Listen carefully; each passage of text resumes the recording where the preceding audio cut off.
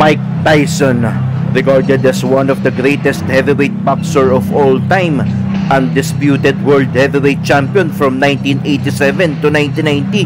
Kilala nga ito sa pagiging agresibo at pinapatulog lang ang mga nakakalaban nito sa sandaling oras ng laban. Karamihan nga nakakilala lang si Tyson dahil sa pangangagat nito ng tenga kay Evander Holyfield noong laban nila noong June 28, 1997. Pero sino nga ba si Tyson? Paano ba siya nagsimula sa boxing at bakit nga ba siya pinangingilagan o kinakatakutan sa boxing? At samahan niyo ko kilalanin ang binansagang baddest man on the planet.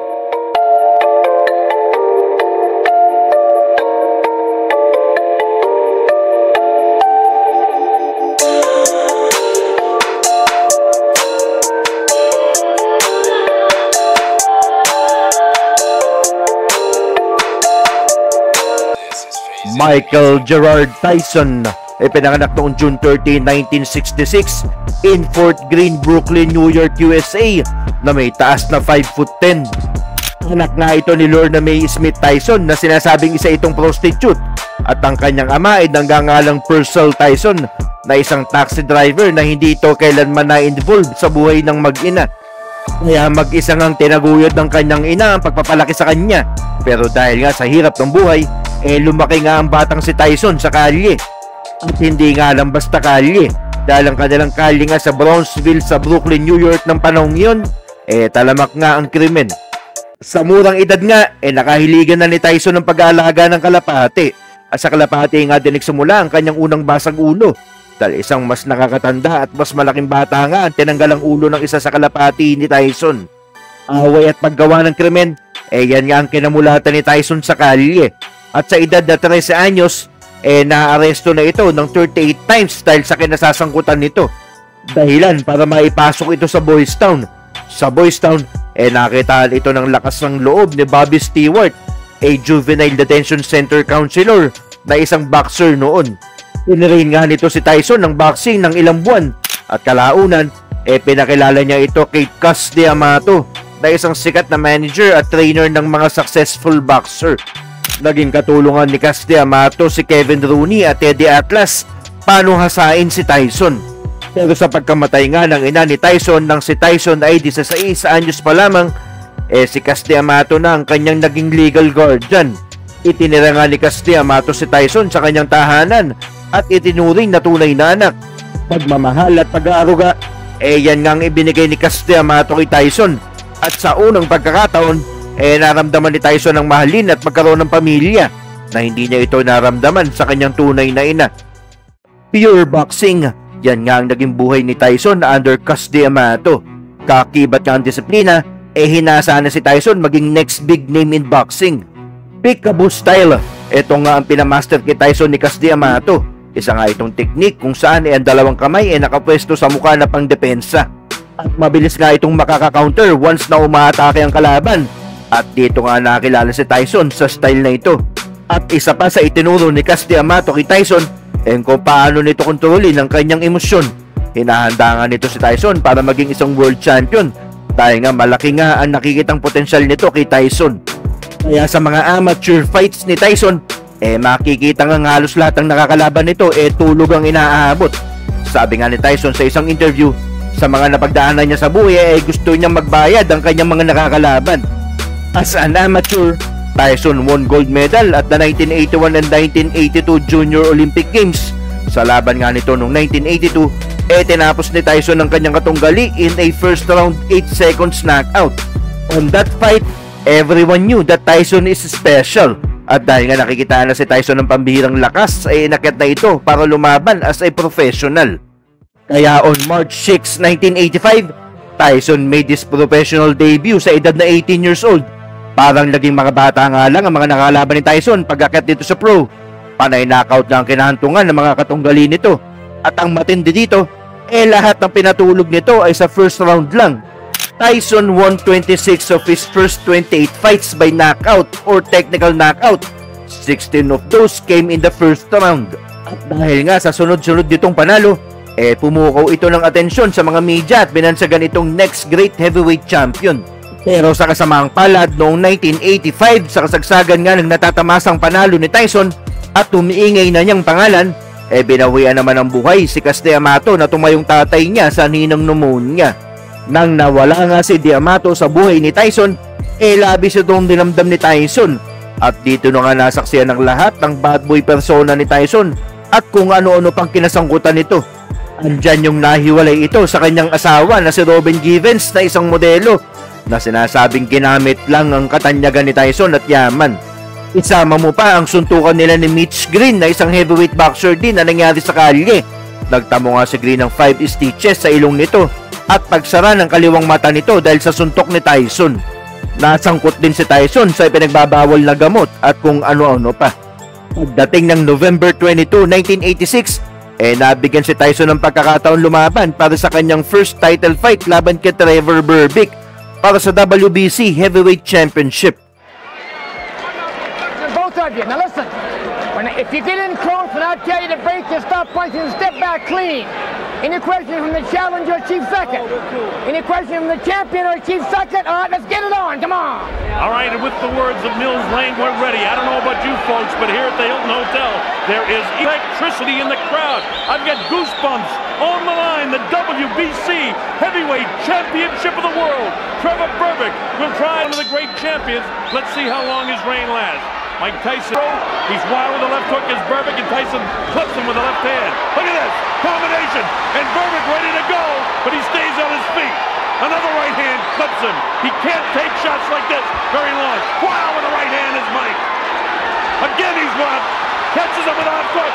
Trump fighting in the wrong position, not using the jab of the bell ends. Round one, a good round one for Mike Tyson.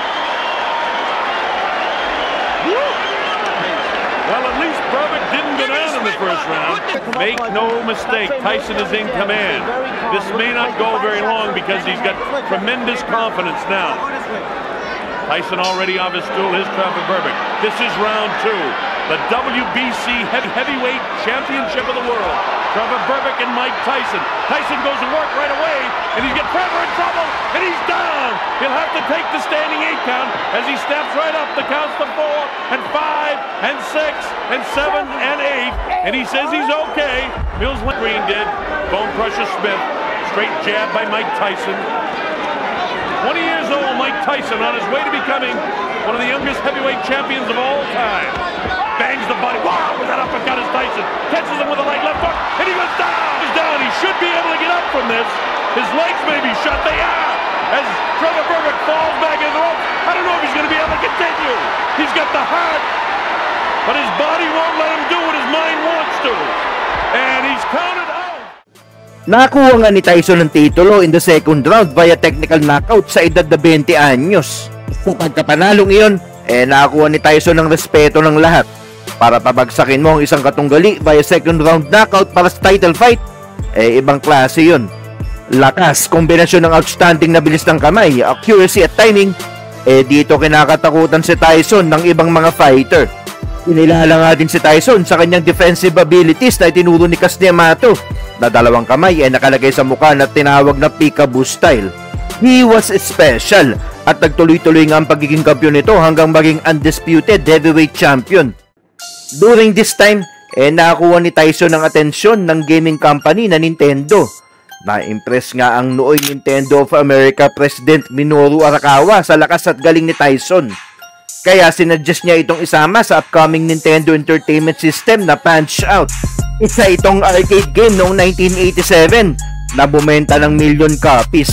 It has been considered one of the greatest games of all time. On June 27, 1988, hinarap nga ni Tyson si Michael Spinks na hindi pa nakukuha ang titulo nito mula nung umapak sa boxing ring. Hindi pa man nagsisimula ang laban, marami na nagsasabing baka ito na ang katapusan ng pagka-undefeated ni Tyson dahil sa mga kinakaharap nitong problema outside the ring. Andyan nga yung pagdi-divorce nila ng asawa nitong si Robin Givens at ang pinagtatalo ng kontrata noon sa pagitan ni boxing promoter Don King at Tyson's manager Bill Cayton. Nang dumating nga ang araw ng paghaharap nila ni Spinks, nagmistulang na wala ang talento ni Spinks dahil sa agresibong boxing style ni Tyson. Tinapos nga ni Tyson ang laban in 91 seconds sa first round in a knockout. Many consider this to be the pinnacle of Tyson's fame and boxing ability. Isa nga ding di malilimutang laban ni Tyson nang nakaharap nito ang di hamak na malaki at bato-bato ang pangatawang si British boxer na si Frank Bruno. Matinding salpukan nga ang nangyaring laban. Pero pagdating ng round 5, dito na pinaulanan ng suntok ni Tyson si Bruno. Combination of speed and power, tinapos ni Tyson ang laban in round 5 with an explosive uppercuts. Wagi nga si Tyson sa labang iyon. Pagdating ng taong 1990, nagmistulang nawala sa direksyon si Tyson. Dahil sa kanyang laban noong February 11, 1990, kanagulat ang lahat nang inakaut ito ni Buster Douglas. Ginanap ang laban sa Tokyo, Japan. Liyamado nga si Tyson sa pustahang nagaganap doon. Tyson made a 42-1 favorite. Imagine that. Na halos lahat ng tao, sure ball easy win ang iniisip para kay Tyson. Knockout ang inabot ni Douglas kay Tyson in the 8th round sa pamamagitan ng uppercut ni Tyson. Pero nakatayo nga itong si Douglas mula sa knockout. Pagdating ng 10th round, dito na parang naubusan ng gasolina si Tyson. Dirapido nga ng suntok ni Douglas si Tyson. A 4-punch combination knockout ang inabot ni Tyson. For the first time in Tyson's career, humiga si Tyson sa lona. At makikita ang pinupulot pa ni Tyson ng kanyang mouthpiece na natanggal mula sa suntok ni Douglas. Pinilit nga nitong tumayo pero inawat na ito ni referee Octavio Mayran dahil halatang hindi na kaya ng katawan nitong lumaban pa. Ang undefeated baddest man on the planet na kinakatakutan ng lahat makaharap sa professional boxing noon, knockout kay Douglas. This fight has been described as one of the most shocking upsets in sports history.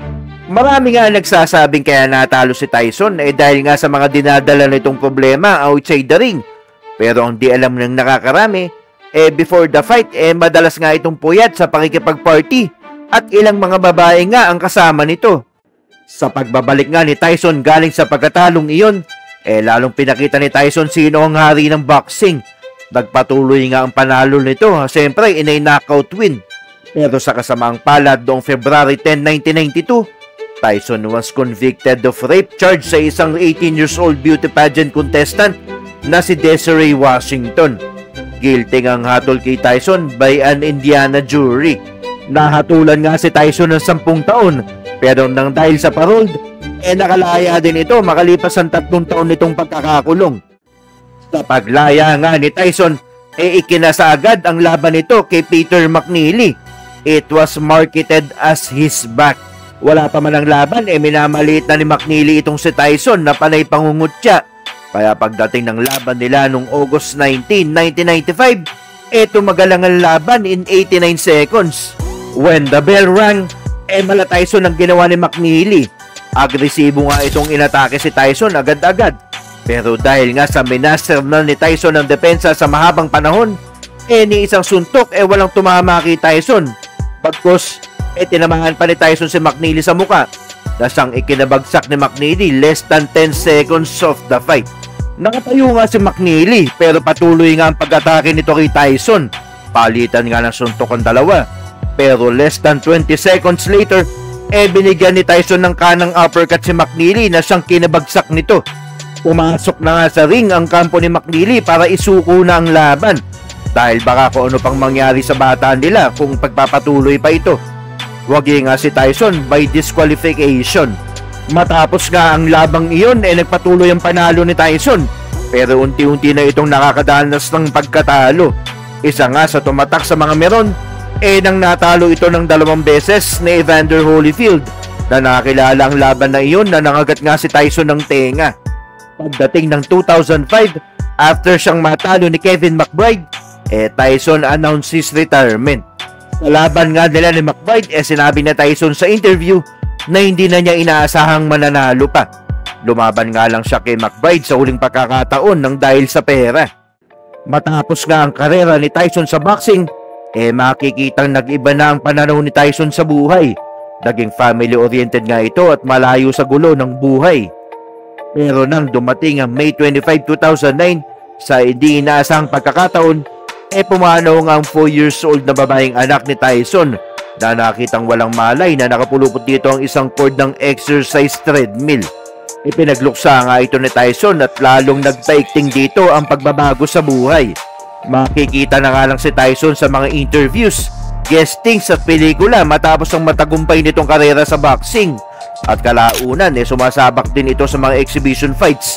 Siyempre, sino nga ba naman ang aayaw kung milyon pa din ang kabayaran nito? Diba? Pero on March 2024, in-announce na babalik si Tyson sa ring kontra YouTube sensation turned boxer na si Jake Paul. Exhibition nga lang ang labang ito, pero dahil nga sa buong loob ni Tyson na hindi pa nga matanda ang kakayanan niya, the fight was sanctioned as a professional boxing match. Mainit nga ang mga pangyayari bago pa mag-umpisa ang laban. Makikita nga sinampal pa ni Tyson si Jake Paul sa kanilang weigh-in. Kaya on November 15, 2024, naganap ang pinakinaantay ng lahat. Sa edad nga na 58 years old ni Tyson, inabangan ito ng milyong-milyong boxing fans worldwide. Marami nga ang na-disappoint sa labang iyon. Tinalo nga ni Paul si Tyson via 8-round unanimous decision. Sa labang iyon, kitang-kita na ang edad ni Tyson sa mga galawan nito. Matapos nga ang labang iyon, papuri pa din ang tinamasa ni Tyson sa mga fans dahil hindi pa din nawawala ang tapang nitong pumalag maski sino pang batang maghamon. Kung pababatain nga naman si Tyson 20 years ago, malamang segundo lang ang itagal ng kalaban nito nang nakatayo sa lona. Matapos nga ang labang iyon kontra Jake Paul, marami nga nagsasabing hindi binigay ni Tyson ang best niya dahil pera-pera lang daw ito. Hindi natin alam, baka nga naman. Ngayon nga, meron itong sariling podcast na mapapanood natin sa YouTube titled Hot Boxing with Mike Tyson. Nagtayo din ito ng sariling negosyo at pinasok ang cannabis industry. Vocal nga si Tyson kung ano ang naitulong ng marijuana sa kanya para mawala ang sakit at ma-relax ang kanyang pag-iisip. Ngayon, meron nga si Tyson na booming cannabis industry with his brand Tyson 2.0, a premium cannabis company that quickly grew into a multi-million-dollar empire. From the baddest man on the planet to a surprisingly deep, reflective guy, Mike Tyson's story is one of the most intense transformation in sports history. Mike Tyson, greatest fighter ever lived. And fighting out of the red corner, wearing the solid black trunks and weighing 218 1/4 pounds, originally from the streets of Brooklyn. He passed through the hometown of the late great trainer of champions Cus D'Amato, Catskill, New York, and he now lives in North New Jersey. His professional record, 34 consecutive victories with 30 knockouts, including 26 KOs in 5 rounds or less, and 15 in the first round alone. Ladies and gentlemen, presenting the undisputed